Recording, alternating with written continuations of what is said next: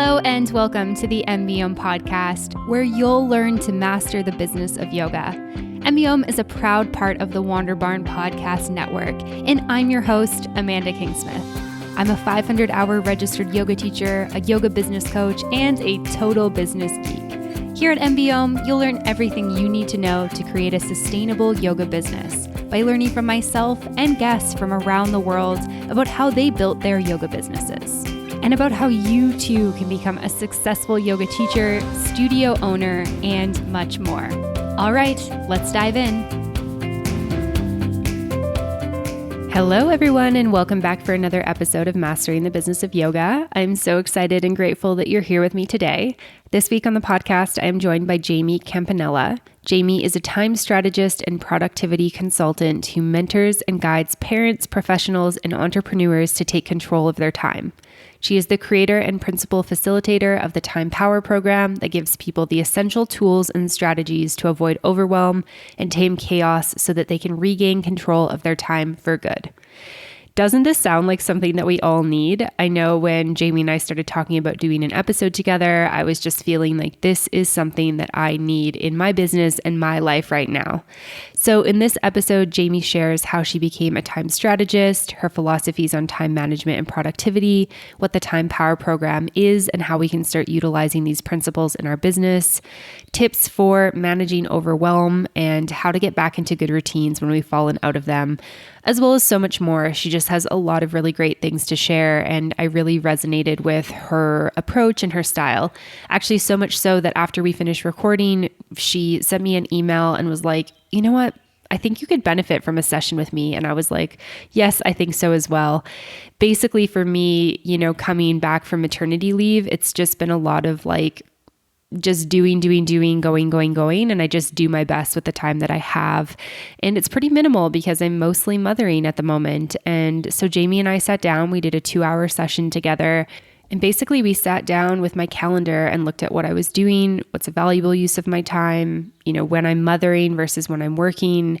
We did organizing and time blocking and basically created a little strategy for myself so that I can meet my goals and really fulfill my values. And I think that that's something that I really connect with quite a bit, is the strategy of not doing something because you quote unquote should or should not be doing it, but because it's something that serves you or doesn't serve you in your business. So you guys are going to hear lots from Jaimee. She gives so many good tips and tricks in this episode. So hopefully you get a lot out of it, but just wanted to mention that her and I are working together and I'm really loving it. So if you are really resonating with what she's saying, then I would definitely recommend reaching out to her as well. All right, before we get into this episode, I just want to give a quick shout out to Offering Tree. You guys know Offering Tree is my number one recommendation for all things yoga business. So go check them out, offeringtree.com/MBOM. I'm going to tell you more about them, some new features, and how they can support you in your business a little later on. But I'm keen to dive into the episode with Jaimee, so let's get to it. Without further ado, here she is. Welcome to the podcast today, Jaimee. I'm really excited to have you here with me today. Hi, Amanda. Thank you so much for having me. I'm so excited to be speaking with you and your audience today. Yeah, I'm really excited to dive in with you. I'm stoked about this topic. This is something near and dear to my heart. So excited to dive in. And I'm curious, where are you joining us from? I am located in New York. I am in Rockland County, which is about, everyone asks in relation to New York City, I'm about 30 minutes outside of the city. Okay, cool. Sounds like the best of both worlds, not in the craziness all the time, but can get there pretty easily if you want to. Exactly. Amazing. Well, like I said, I'm excited about our topic today. I feel like productivity and time management and all that type of stuff is just really important for us as humans, as business owners. I'm curious if you can tell me a little bit about yourself, your background, how you got into the type of work that you do. Absolutely. Thank you. So as Amanda mentioned at the beginning, I'm a time strategist and productivity consultant, and I mentor and guide parents, professionals, and entrepreneurs to restructure their time to actually achieve their dream life vision. I am the creator of the Time Power method, which I had designed especially to give people the tools and strategies to avoid the overwhelm and tame the chaos that we all know so well. So I'm on this mission to help people go from feeling like I don't have enough time to, wow, my to-do list is done, or I'm an organized powerhouse. And I essentially do a home edit of your life. Everyone relates to the home edit, the closet analogy, the Netflix show. So I want to support people creating permanent systems and structures in their life to allow the experiences they want. I'm a mom of 2 boys. I'm a wife, a business owner, an entrepreneur. And how I got here is a good question. And it's a little story that I'll tell. I was in corporate and nonprofit for 14 years. And when I was pregnant with my second son, I decided I wanted to leave that industry so that I could have more time with my children. I decided I wanted to create a business that I could work from home, be present with my kids, and have this true sense of work-life balance that everybody was talking about. And I'm sure many people who are listening can relate to that because you're starting studios, you're starting businesses, you're starting client relationships so that you can have some other life experience. And so I did know that the tools and systems and strategies I used in my professional world, would be instrumental, of course, in how I created this balance. But what happened was, my business started to grow, my family was growing, and I always felt like I was fighting with time. I constantly felt disappointed with how much time I had. I started to work later hours. And although my kids seemed happy and the clients seemed happy, I stopped doing things for my own well-being. I stopped my daily walks. I stopped making sure I had creative time for myself or even thinking about the future health of my business. So I found myself totally overwhelmed, burnt out, and tired. And I lost my purpose. The whole reason I started this business was so I could have this life balance experience. And while I was successful in the traditional sense, I was making money, I didn't have the experience. My intention was not in alignment with what I was actually doing. So I really saw firsthand that it didn't matter how much money I was making because I wasn't present in my life. I wasn't present for my family or my business. And this was the common theme. This is what I kept hearing from people that I was working with, the same symptoms, so to speak: tired, not enough time, overwhelmed, and busy. And like I mentioned, I was a systems person, so I kept trying different solutions, revising my business structure, getting more childcare, ordering meal kits, redoing you name it, I tried it. And I still felt like I was running against the clock. And it was at this kind of point where I kind of hit rock bottom. I was either going to throw it all out, just this is not going to work, or I had to figure out what was truly holding me back. And this is like, I saw all these high achieving, successful, ambitious women and entrepreneurs, business owners, and they were all saying the same thing. So I knew that there was something bigger here. It wasn't just about me and my struggles and my challenges. And it was there that after lots of reflection, contemplation, and a time out from the business, that I realized my experience of time was out of control, that I needed to change my relationship with time before I could even bring in a healthy structure. And I had to stop complaining about how busy I was. I had to actually make a change. I had to actually take responsibility for my life. And so once I did make that shift and realize it wasn't about time management and productivity in the traditional sense, I had to change the way I approach time. Otherwise, time would always control me. It was in that place that my program Time Power was born, because once I made those relational shifts and figured out what tools worked, I was like, this is where I want to make an impact. This is where I want to help other business owners and other female entrepreneurs and entrepreneurs in general, because I didn't want to hear one more time someone thinking they just didn't have time to do what they wanted to do. So then I geared up and I said, this is what I want to teach. This is my journey. Hey everyone, we're just taking a quick break from the podcast to talk about Offering Tree. Offering Tree is my number one recommendation for yoga teachers to have an all-in-one software for their yoga business. One of the updates that I am most excited about with Offering Tree is that they have launched a ton of new website templates. One of the things that's always been great about Offering Tree is that they are super, super simple to use. In the early days, I was telling people about how you could create a basic website in 30 minutes. Well, now you can create a basic website still in 30 minutes, but it has a beautiful look and feel to it. The old websites were still great, but they were basic. And now you can have a little bit more high-powered website that has a little bit more of a modern feel, a beautiful, clean design to it. You've got a number of different templates to choose from. And then once you have your template, you can go in and make edits right from the front end. So you see right in that moment how things are changing. So you can change the photos, you can change the font, you can change the copy that's on the website, the buttons, colors. So you can make everything have this modern feel, but with your brand. This is one of the things that I'm super, super excited about Offering Tree, and one of the things that I've been having really amazing conversations with yoga teachers about, because they're really excited to have a website that is not only functional and simple and easy to design, but something that also looks really great. So if this sounds up your alley and you've been looking for exactly what I just mentioned, head on over to offeringtree.com/MBO. You can sign up for a free trial and you'll also get a discount. Offering Tree has graciously given listeners of the podcast a wonderful discount. So you can get access to that at offeringtree.com/MBO. All right, now back to the episode. Yeah, that's amazing. I feel like as you were talking that you were like talking to me. A couple of years ago, one of my intentions for the new year, I can't remember what year this was, maybe 2019 or 2020, something like that, was that I was going to stop saying things like, I don't have enough time, because I felt like that wasn't helpful to me. I felt like that wasn't like the attitude I needed.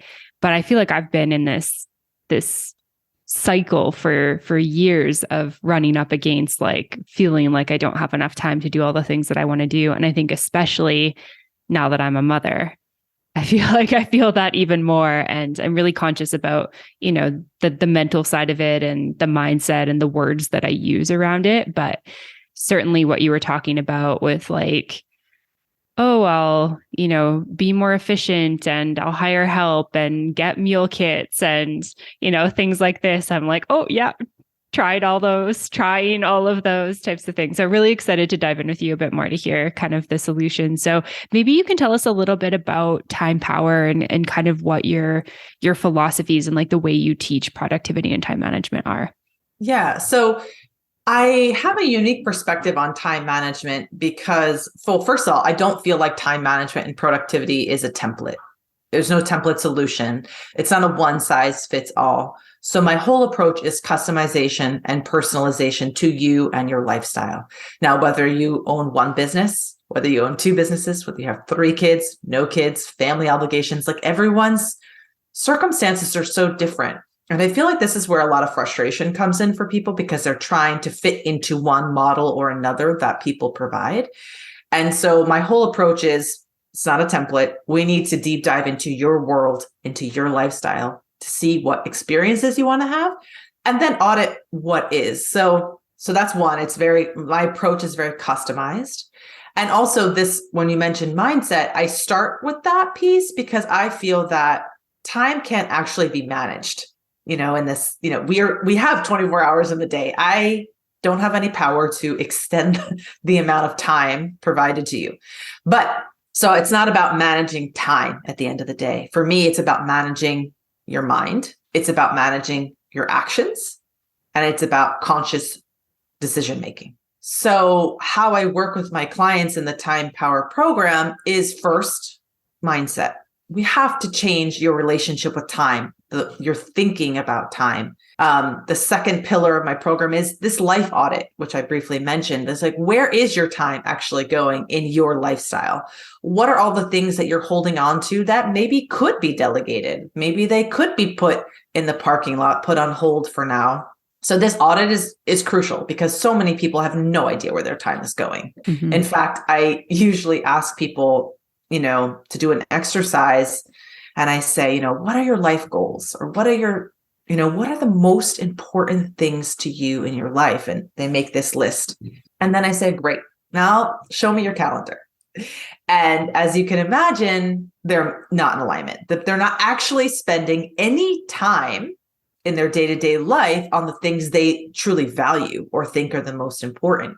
So we have to do the audit, and we have to know, what is the vision for your life? Where do you want your time to be allocated?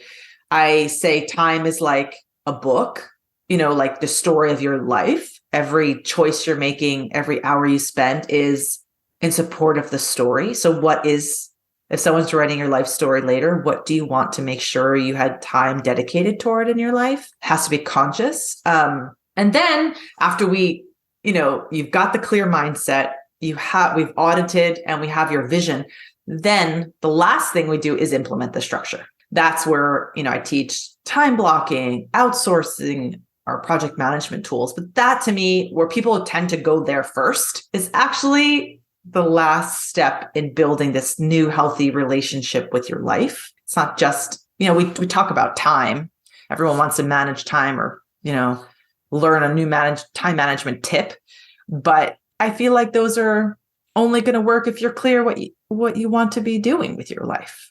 Not just being an autopilot. We tend to just put out the fires around us or deal with what's coming at us and rarely put our, attention first. I always say, I want to make sure that your time is in alignment with your intention. Mm-hmm. So that's the essence of how I work with people, those 4 pillars that I mentioned, and mindset, auditing your life, the life vision, and structure. And I have different programs designed for those pillars. And again, we have a conversation and I really learn what are your challenges? What are your specific pain points? And then I'll recommend the best suited track for you. You mentioned, sorry, go ahead. No, that's all good. Thanks for sharing all of that. That's a really great overview of that. And I really love that you do customize it, because I do feel like while there's some structure we can work with, I think that it is important for each of us as individuals, as maybe family units, as business owners, to identify what are our goals? What do we want to be working on? Because I think that's where the tension comes, right? It's the tension of feeling like I don't have enough time comes from, hey, I'd like to be doing these things and I'm not doing them. And I can really relate to the spending a lot of time putting fires out and just kind of on the hamster wheel, right? Doing the day-to-day tasks and not making time for the bigger picture things that work towards those long-term goals. And I feel like that's one of the things that's so hard when you have a busy to-do list, a busy social life, maybe you have kids, et cetera, all that type of stuff. And so maybe we can dive a little bit more into that mindset piece, because I think there's, people listening are generally familiar with working with the mind. I think that's an important component that's really aligned with yoga. Can you maybe give us some tips or some starting points for if we were interested in kind of working with this, where do we get started with shifting our mindset? Yeah. So it's so common to have limiting beliefs about everything in our life, with the way we were raised, our environment and a different context really do, shed light on how we think about things. So entrepreneurs and moms, they tend to have some pretty standard limiting beliefs about time.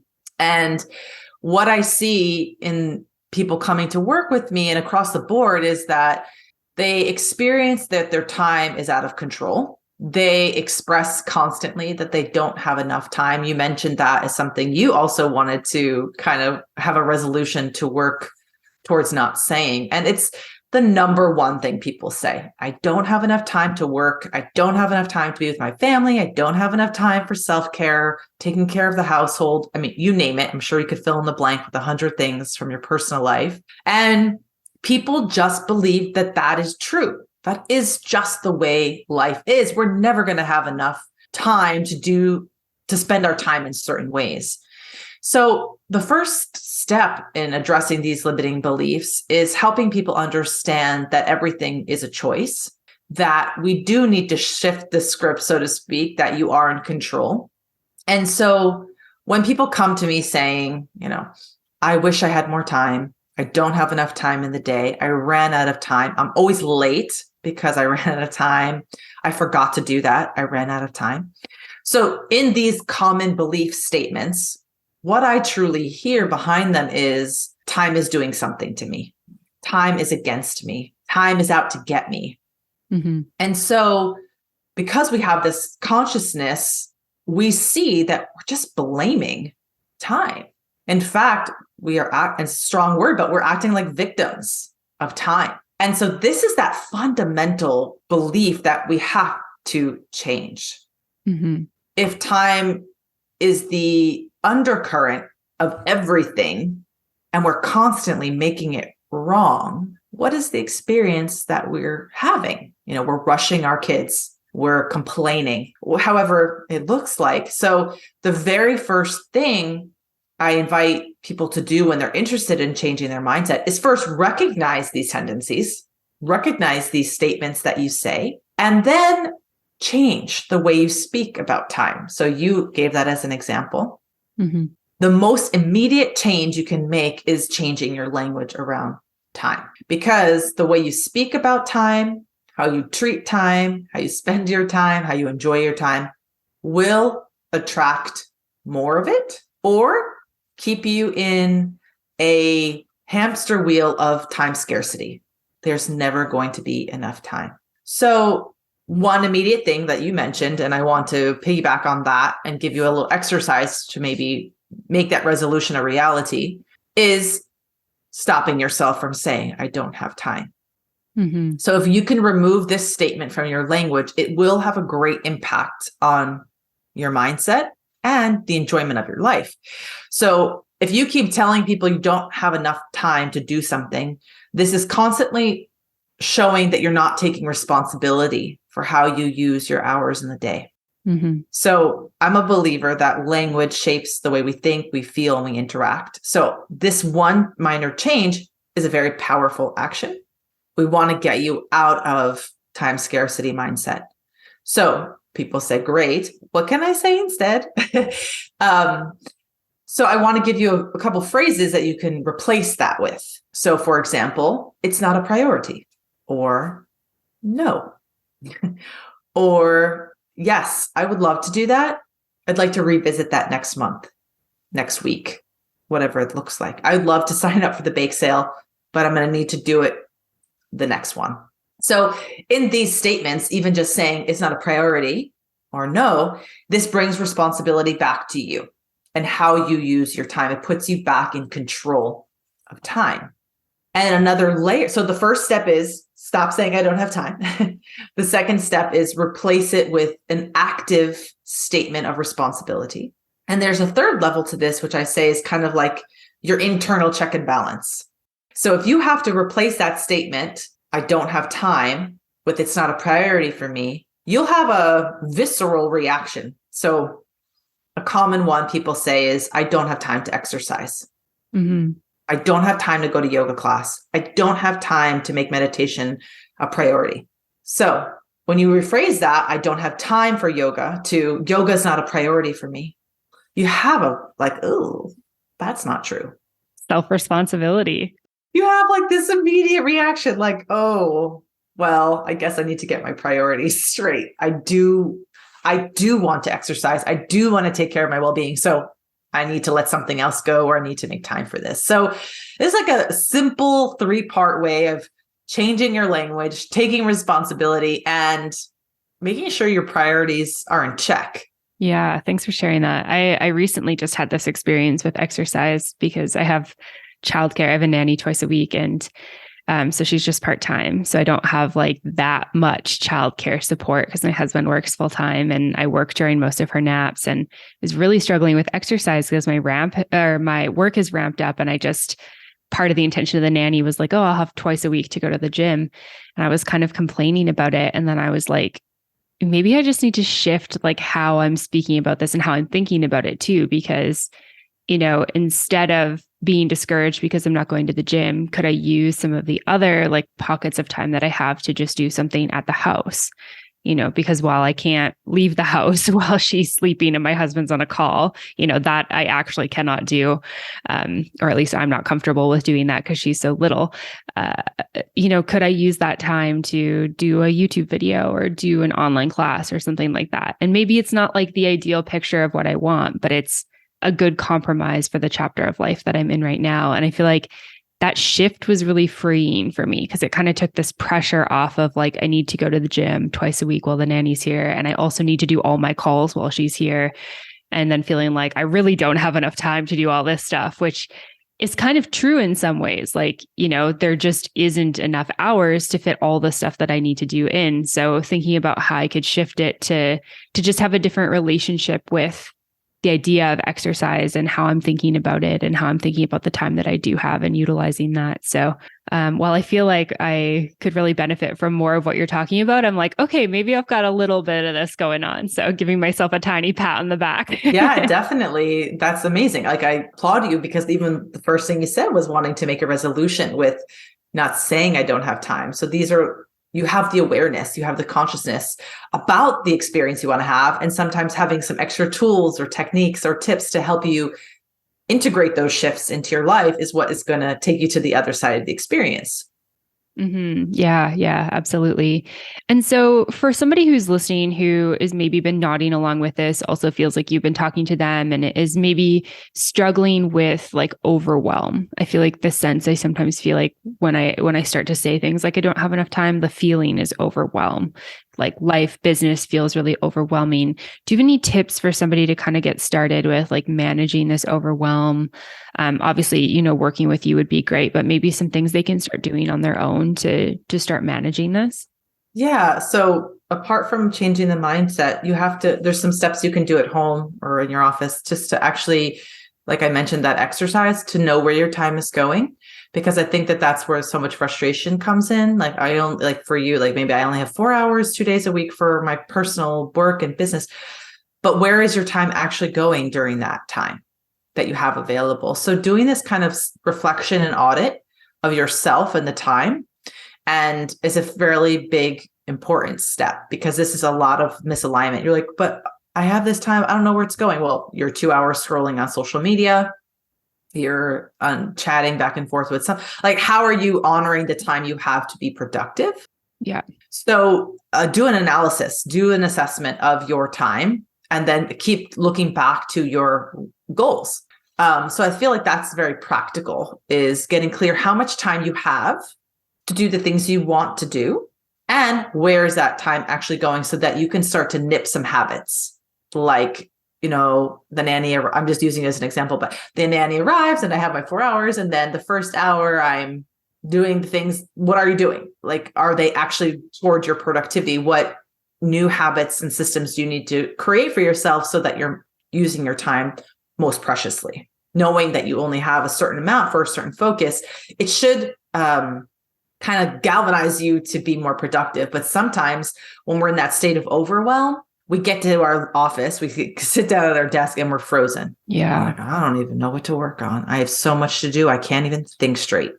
Right. So that's the other side of it. So to kind of address that, I also encourage brain dumping. Mm-hmm. I'm sure you've heard of this, practice of just writing down. Brain dumping. Yeah. Writing down everything that you're thinking about, holding in your mind, that's stressing you out. I always tell people, especially when we talk about the mind and consciousness, the brain it's not for storage. It's not a storage center. It's really meant to process information. So when we treat our brain as a storage center, we naturally have decision fatigue. We naturally feel stressed, overwhelmed, anxiety, however it shows up for you. So one way to alleviate that symptom of overwhelm and stress is just get it all on paper. Mm-hmm. Take that first step of the weight off of your shoulders, and then you can make a plan. Then you can tackle what it is, but just constantly holding it is going to keep you in that cycle of overwhelm and stress. Yeah. So those are two things that you can do right away: the auditing of your time and doing the brain dumps to clear your mind space. Yeah. Thanks for sharing that. I was thinking as you were talking just about the audit of time, I was like, oh yeah, sometimes it's like I get into my office and the first thing I do is like check my phone. Mhm. And, sometimes that might serve me, like, because I've been with my daughter for the first few hours of the day and I try not to be on my phone too much while I'm with her. But, what is actually important to respond to, what's not, what's the things that I could actually sit down and get done. And then I can also really relate to that feeling of like sitting down and just having a big to-do list and not knowing where to start. And I was talking with a client about this the other day, just sharing my experience because they were experiencing it. And I was like, you're not alone. Like I just had this the other day. And, I put my daughter down for a nap. So those days are a little more challenging for me energetically because I'm on with her. And then she goes down for a nap and I need to be on for work. So there's not a lot of like space for me in there, which is something we're working on, but that's the current chapter. And, I sat down at my computer and I just felt so fried that I was just doing like busy work just to do something. And I was like, you have a huge to-do list, like just pick something on it. Nothing was more important than the other. Cause that's usually how I go through my to-do list. Like, okay, this is most urgent. Just pick something and start doing it. And I just started doing that. And then I actually got a lot done, but it really took like, my mental capacity just felt so low in that moment that I was having a really hard time making the decision about where to start because my to-do list was so big. And then it's like, my mind starts spiraling like, oh, she's been sleeping for 20 minutes now. Like, how much more time do you have to work? You haven't got anything done. Like, blah, blah, blah, blah, blah, blah, blah, blah, blah. I'm like about to go into a deep spiral. And I was like, just pick something on the to-do list and start working on it. And that's how I got going and was sharing that with a client who was like, okay, yeah, that makes sense, So I feel really aligned with everything you're sharing. And it's also I feel like it's really relieving to hear, especially as somebody who's like worked with this and is working with this. I think it's nice to hear that there's ways we can just start to overcome this a little bit. Mm-hmm. And I was reminded of two things when you were speaking. And one was planning. Mm-hmm. And the other was the 2-minute rule. So there is a rule in time management called the 2-minute rule. And they say if it's going to take you less than 2 minutes, don't write it down, just do it. And that could look like sending that email, sending that text, putting the dishes in the sink, making your bed, whatever it is. The things that accumulate, that stress us out, if you can knock one or two of them off before you even write them down, it builds momentum. And like you had said, once you started to get some things done on your list, you actually really got a lot done. Mm-hmm. And so I always encourage people, although there's that feeling of resistance, like, I don't know where to start, just start somewhere. And then I promise you, the more you do, the momentum serves you. And then you feel super, super productive. So just remembering the 2-minute rule, if you can get it done, do it. Don't write it down. Because then otherwise the to-do list of many steps can feel so inundated. But if you just do them along the way, it's less feeling like a burden when you sit down to look at it. Mm-hmm. So that was one practical tip. And then the other thing was planning. So a key to being productive in the time that you have allocated for whatever category of your life is to know a plan. Because people do waste a lot of time in that frozen zone of overwhelm. So if you can create a simple plan for yourself for how you're going to use that time in advance, then you go into that time block or into that work period, really clear what you're going to do. And that will really propel you forward in your productivity. So I always encourage planning outside of action time. Mm-hmm. So if you could craft or create time at the beginning of your week or the end of the week for 15 minutes of planning, what are the things I need to do next week? And even put them in your calendar or make a little chart on your desk, if you're visual or electronic, and just make a plan of the one thing you need to accomplish every day. That also will build momentum.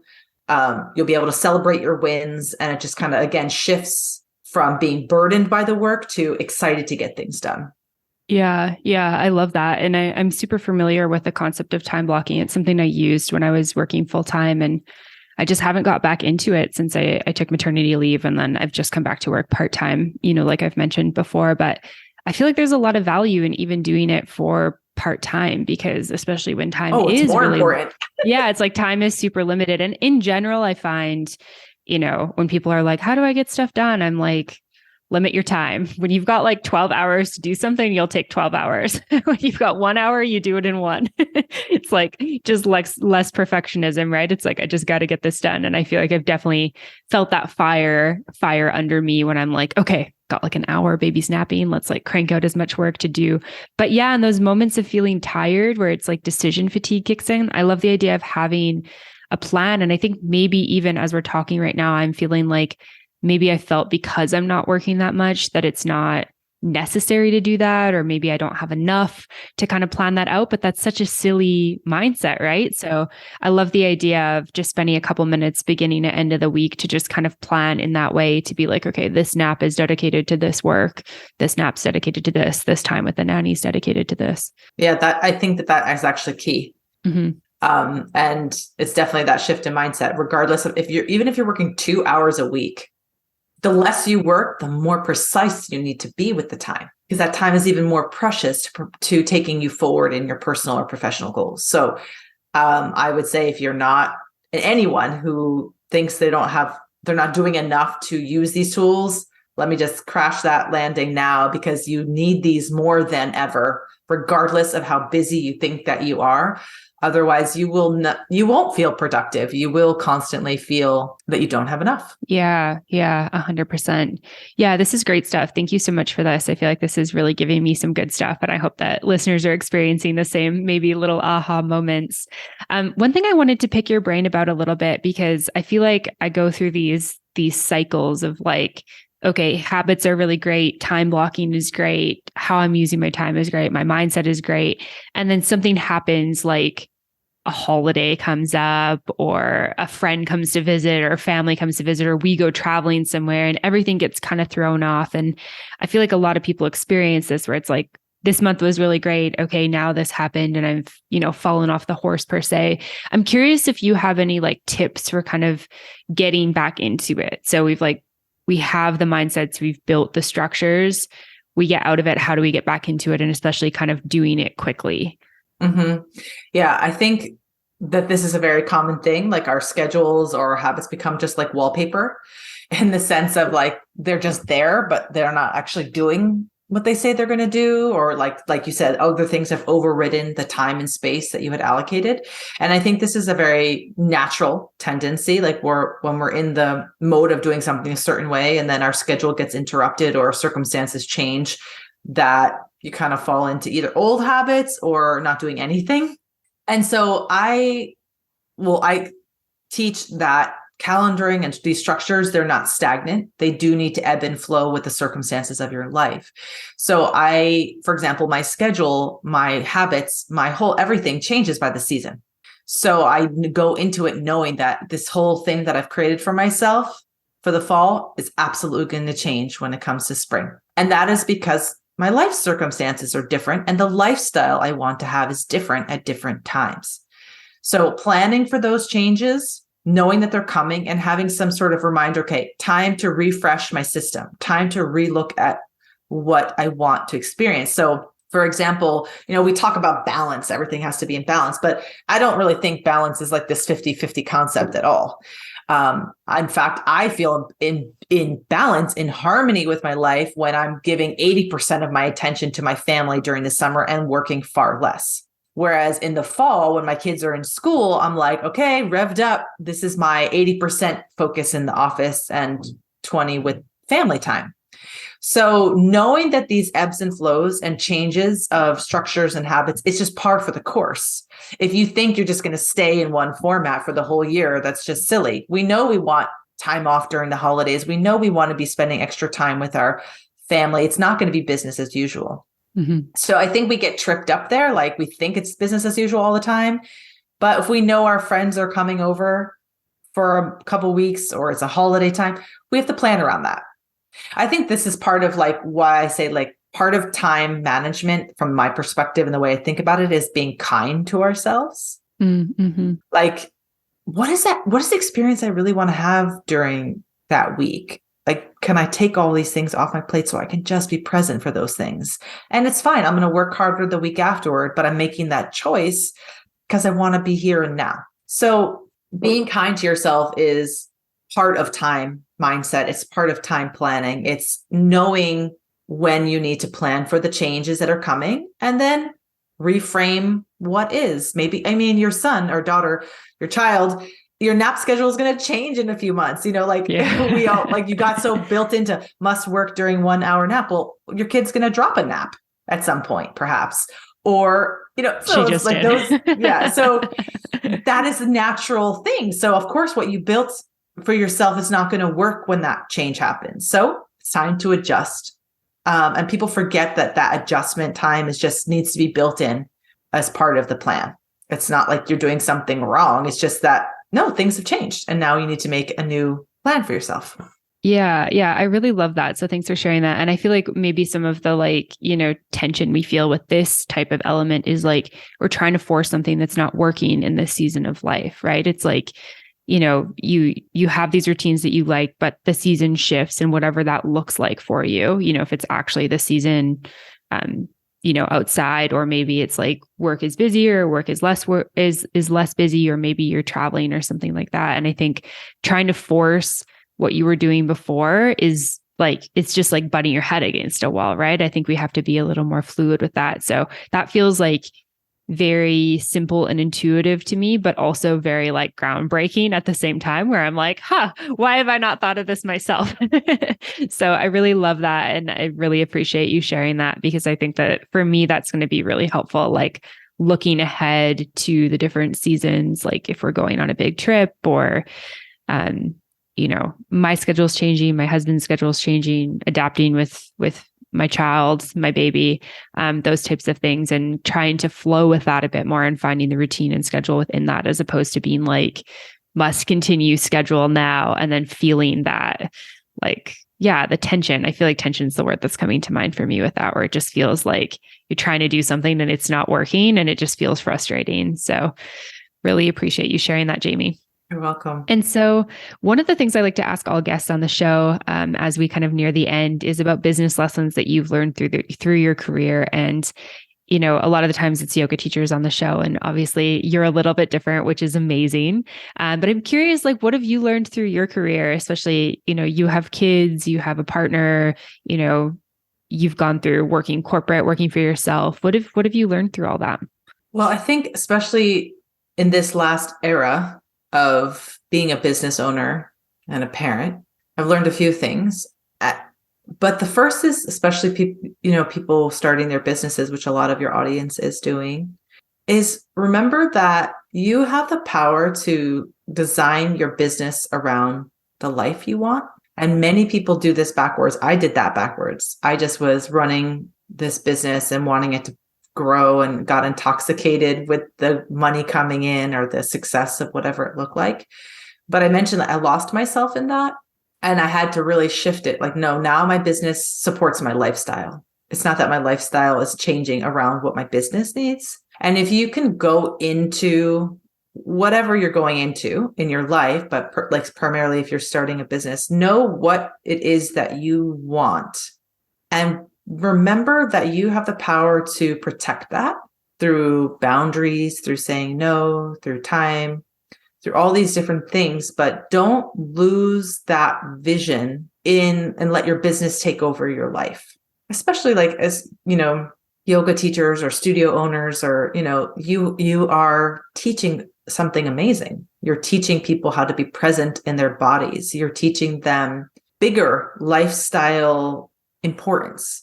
And so you have to model that too. And we don't want to portray ourselves as chaotic, frantic, or that we are out of control. We want to show that we're centered, not just when we're on the mat, but in all aspects of our life.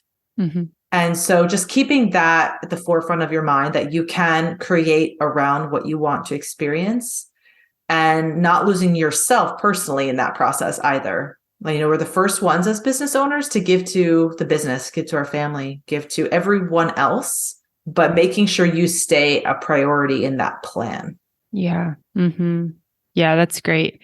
I feel like this is something that I think a lot of people have probably done. And I think that I've done it in different phases and stuff like that. It was very intentional when I started out of having kind of a lifestyle business. And then I think lost my way within that a little bit and have slowly tried to come back to it. But I like the idea of having like your business work with you, work for you type thing. It's like, and the reason we go into entrepreneurship is to build this freedom, to have this freedom. And I think sometimes it's really easy to lose that amongst the shoulds and maybe the clients that we don't actually want to say yes to that we do, or just doing busy work, just working for the sake of working. I know that's been a constant struggle for me, like the idea of being like, oh, I don't really have much to do. I'm just going to take a break at 2 p.m. on a Tuesday. It's like, that's why I work for myself, to do that stuff. Why am I not doing it? So yeah, thanks for sharing that. Is there anything else you wanted to share? Any other business lessons or final tips? No, just remembering that, like I mentioned, time is the undercurrent of everything. Everything that you do or you accept is going to take time. So just remember that before you say yes, do you have the bandwidth for it? We just get sucked into the hustle culture of more is better, the harder you work, the more successful that you'll be. But it is not true. And I really want to crush this concept that having a badge of busyness is a good thing. It's not. It's not the life that I believe that you truly want. It's just being conformed into the hustle culture of that's what the society expects. Like, to say I'm not busy would be like, oh, she's lazy, or her business is not doing well. So we have to be comfortable sitting in the experience. So if that means having time for a coffee and not being busy, that's a great thing. And just kind of keeping that in your awareness that is your lifestyle feeding into that culture, or are you really experiencing time freedom for why you became an entrepreneur to begin with? Yeah. Thanks for that. That's a powerful one, I think, at least for me. So I feel like that's like the perfect place to wrap up and leave it. So thank you for everything you've shared. This has been an amazing, amazing conversation. And if people want to learn more about you, maybe work with you, all that type of stuff, where can they go to find that? Yeah. So if you're in, we spoke a lot about mindset today. So if you're interested in learning specific shifts for how to integrate new time mindset in your life, I have an amazing self-paced course, which I would invite you to participate in. And it's looking at mindset holistically. It includes visualizations and physicalization exercises to really incorporate this new time mindset in your life. So that's a great resource I have available. If you're interested in learning more about the Time Power program that I spoke about today, you can go to my website, JaimeeCampanella.com. And if you're ready to deep dive into those pillars that I mentioned, book a complimentary consultation call and we can see what track you might be a fit for. I have a lot of great free resources available. So you can follow me on Instagram, Facebook, or LinkedIn for inspiration and tips. You can sign up for my newsletter to get some inspiration directly to your inbox, and also just keeping an eye on my website. I always have new master classes and trainings coming out and products available. So follow me, stay in connection. And if you have questions about anything I've talked about or how this relates to your life, feel free to send me a direct message. Amazing. Thank you for all that. We'll make sure there's all that good stuff in the show notes. And just thank you so much for your time today. This has been a real treat. Thank you so much for having me. All right, friends, that's the episode with Jaimee Campanella. I hope that you enjoyed that and got some good insights out of it. And like I said at the beginning, I would definitely recommend booking a session with her or inquiring with her if you feel like this is something that you might benefit from, because I know it's been of huge benefit to me. And just things like honoring my bedtime has been huge because now it's in my calendar. And it sounds so little and silly and insignificant, yet at the same time, because I have a small infant, going to bed at a decent hour is such a game changer for the next day and how I wake up feeling. And we also scheduled in some activity time for me and my daughter. And it's been really nice because instead of just like sitting around, playing with blocks or whatever, I've got a couple times a week where we're actually going to do like an engaged activity together. And it's been really fun for me to hop on the internet and Google something and get the supplies and set it up for her. And she seems to be really liking it. Honestly, it's only been a few days so far since Jaimee and I started working together, but I'm really noticing the difference already. So would highly recommend her approach and getting more of her resources, insights, and maybe booking a call. All right, my friends, that is all from me this week. A big thank you to Offering Tree for sponsoring this episode. Go give them some love. offeringtree.com/MBOM if you want a little discount. And of course, a big thank you to you for being here and for listening to this episode. Hope you enjoyed it. And as always, I will see you next week. Bye for now. Thank you so much for tuning in for this episode of the podcast. To find links, notes, resources, and everything mentioned in today and all episodes of the show, you can head on over to mbomyoga.com. You can find the podcast and myself on Facebook and social media at Mastering the Business of Yoga. And I would love for you to join the private Facebook community, Yoga Business Badasses. If you have any questions, comments, or feedback, please make sure you reach out to me at info@mbomyoga.com. And last of all, if you enjoyed this episode of the show, please make sure you hit subscribe and leave a review for the podcast. It would mean the world. Thanks so much for listening, and I'll see you next week. Namaste.